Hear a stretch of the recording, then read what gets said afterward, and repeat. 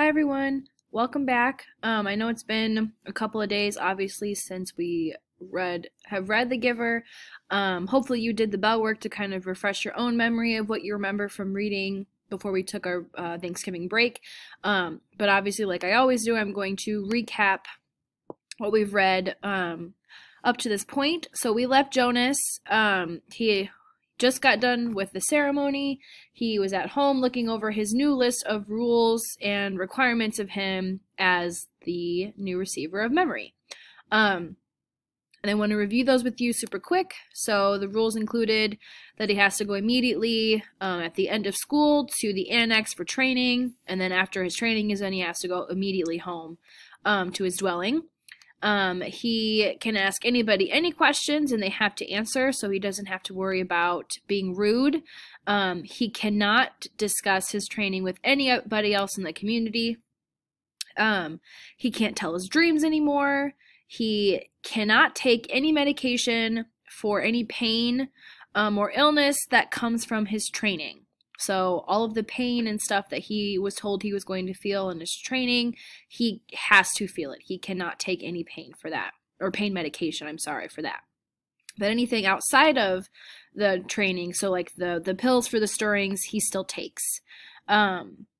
He is not permitted to apply for release, and he is allowed to lie now. And that last one kind of had Jonas hung up, right? He was really unsure about that one. So that's how we left Jonas. He was finally going over the rules, and today is his first day of training. So let's go ahead and jump in. "I go in here, Jonas," Fiona told him when they reached the front door of the House of the Old after parking their bicycles in the designated area. "I don't know why I'm so nervous," she confessed. "I've been here so often before." She turned her folder over in her hands. "Well, everything's different now," Jonas reminded her. "Even the nameplates on our bikes," Fiona laughed.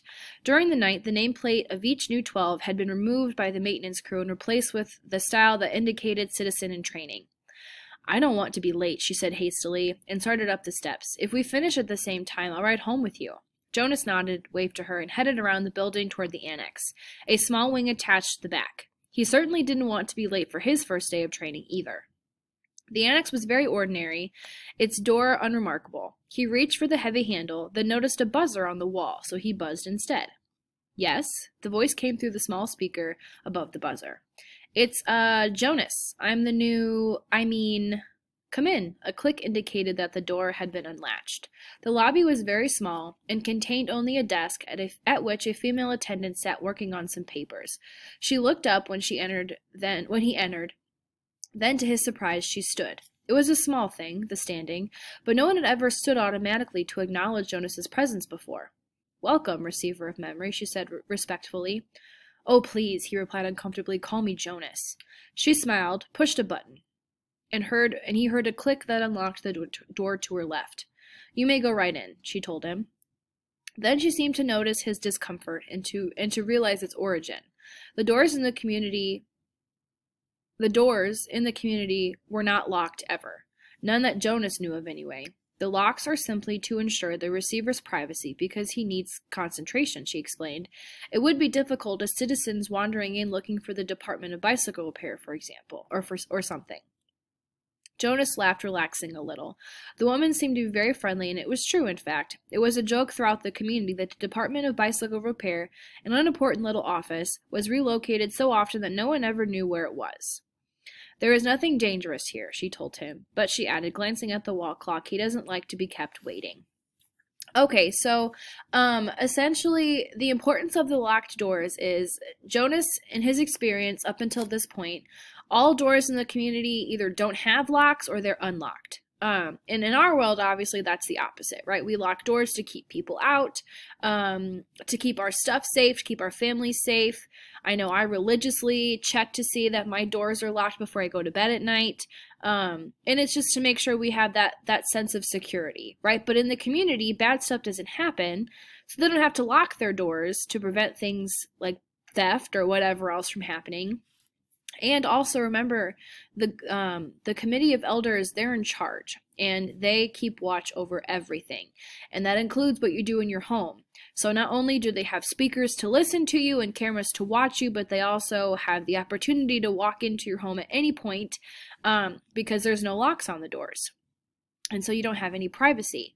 But with the receiver and the building that he's in, obviously because no one knows much about the receiver or what their job is, that secret has to remain, and so they have the locked doors, essentially. That's why that was significant. Jonas hurried through the door and found himself in a comfortably furnished living area. It was not unlike his own family's dwelling. Furniture was standard throughout the community, practical, sturdy, the function of each piece clearly defined. A bed for sleeping, a table for eating, a desk for studying. All of those things were in this spacious room, though each was slightly different from those in his own dwelling. The fabrics on the upholstered chairs and sofa were slightly thicker and more luxurious. The table legs were not straight like those at home, but slender and curved with a small carved decoration at the foot. The bed in an alcove at the far end of the room was draped with a splendid cloth embroidered over its entire surface with intricate designs. But the most conspicuous difference was the books.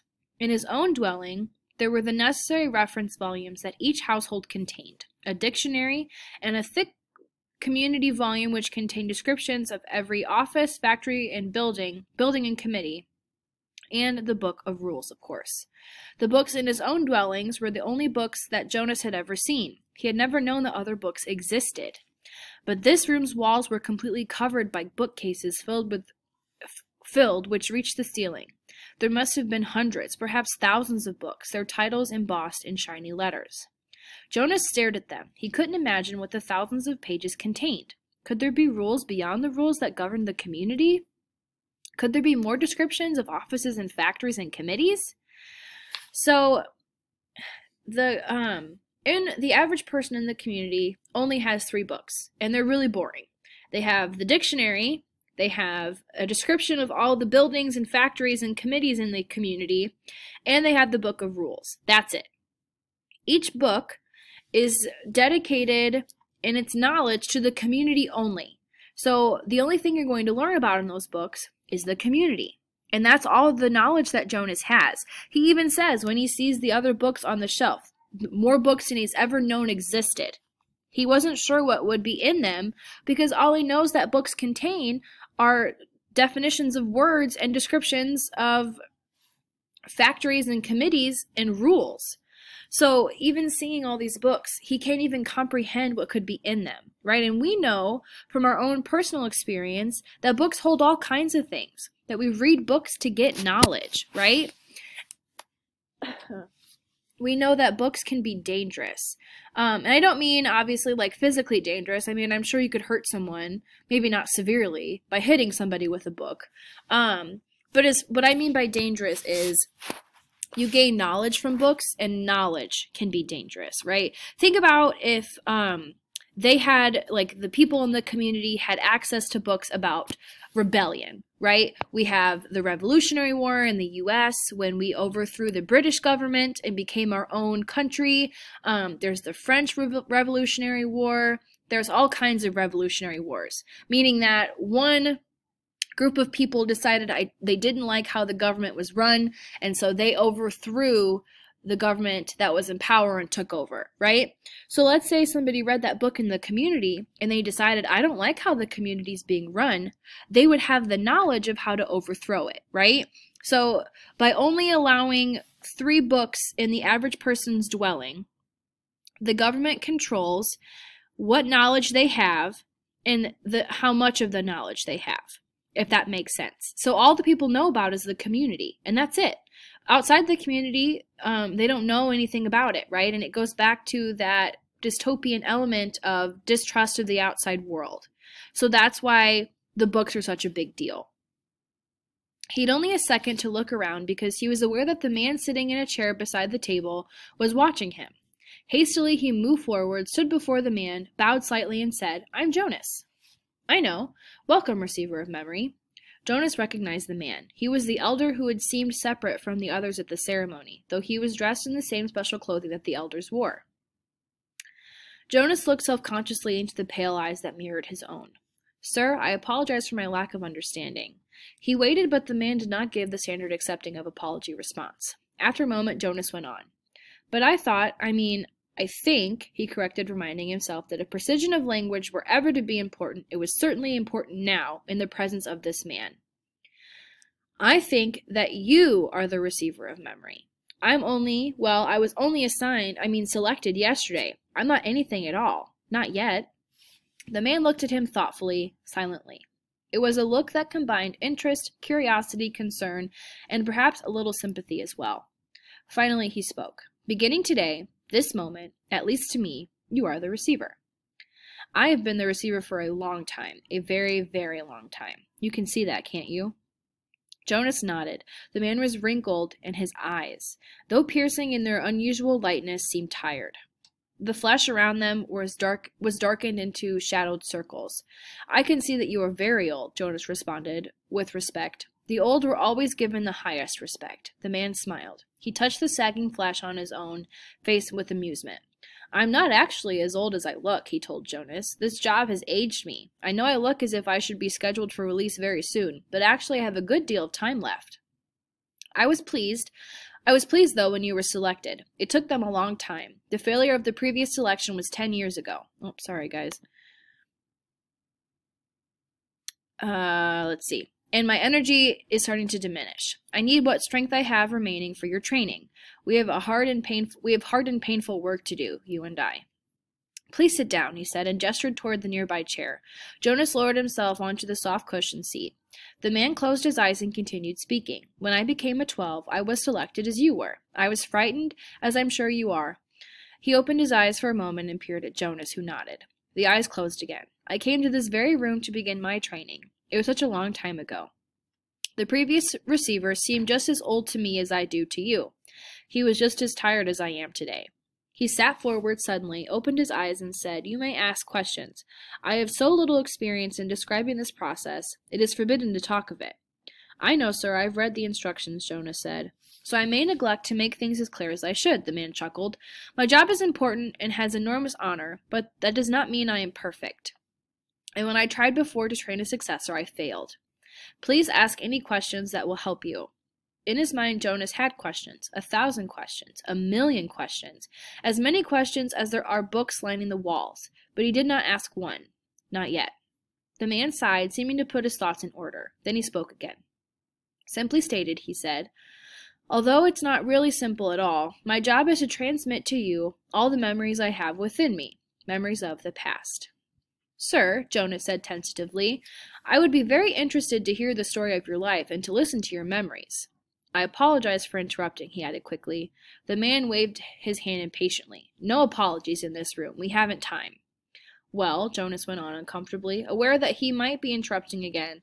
I'm really interested. I don't mean that I'm not, but I don't exactly understand why it's so important. I could do some adult job in the community, and in my recreation time I could listen to the stories from your childhood. I'd like that, actually, he added. I've done that already in the House of the Old. The old like to tell about their childhoods, and it's always fun to listen. The man shook his head. No, he said, I'm not being clear. It's not my past, not my childhood that I must transmit to you. He leaned back, resting his head against the back of the upholstered chair. It's the memories of the whole world, he said with a sigh. Before you, before me, before the previous receiver, and generations before him. Jonas frowned. The whole world, he asked? I don't understand. Do you mean not just us, not just the community? Do you mean elsewhere too? He tried in his mind to grasp the concept. I'm sorry, sir, I don't understand exactly. Maybe I'm not smart enough. I don't know what you mean when you say the whole world or generations before him. I thought it was only us. I thought it was only now. So Jonas was under the impression that he was going to receive information about the receiver's past, the old receiver, and what his childhood was like and what his life was like. But we come to find out that obviously that's not what the job is. It's the memories of the whole world. And I want you to kind of think about that for a second. Not just the memories of the United States, right? Think about how many of you have your own personal experiences in your own memories. And you're just a fraction of how many people are in the U.S. itself, right? Now multiply that times 1,000 for the rest of the world and their memories. We have so many, hundreds of different cultures in the world, people from all walks of life, rich, poor, people who've gone through trauma, right? Experienced real pain and real happiness. The giver has all of that, and Jonas is going to have to receive all of that too. And that's all I have for today, guys. We'll pick this back up tomorrow.